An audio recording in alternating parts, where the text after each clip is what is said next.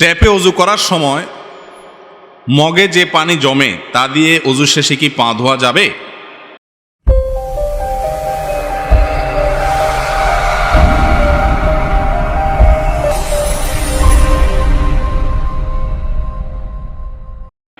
ট্যাপে অজু করার সময় নিচে বালতি বা মগ দিয়া অজু করছেন আপনি, তো যে পানিগুলো জমছে মগে এগুলো দিয়ে পাও ধুইতে পারবেন কি না?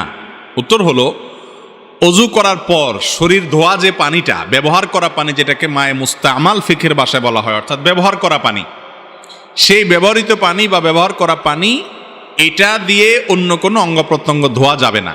এটা এমনি ঢেলে দিবেন, কমোড পরিষ্কার করবেন, গাছের গোড়ায় দিবেন, অন্য কাজ করতে পারেন, কিন্তু এটা দিয়ে আপনি পাও ধোবেন না, কারণ এই পানি একবার ব্যবহার হয়ে গেছে। ব্যবহার করা পানি দিয়ে আবার অজু করার সুযোগ নাই বা কোনো অঙ্গ প্রত্যঙ্গ পবিত্র করার সুযোগ নাই। কথা কি বুঝাতে পারছি? আর যদি এমন হয় যে ওখানে ব্যবহৃত পানির চাইতে অব্যবহৃত পানি বেশি, আমরা তো আজকাল টেপ এমনভাবে ব্যবহার করি যে কত লিটার পানি যে চলে যায় আমাদের কোনো হিসাব নাই, অথচ এটা উচিত না। বুঝতে পারছেন? তো যদি ব্যবহৃত পানি না, বরং টেপে ব্যবহৃত পানি চলে যায়, আবার জমছে আপনি মাথা মাছে করতে করতে, তাহলে সেগুলো দিয়ে পাও ধুতে পারবেন। কিন্তু একবার ব্যবহার হয়ে গেছে, হাত ধুইছেন, ওই ধোয়া পানি জমছে, ওইটা দিয়ে পাও ধুলে হবে না।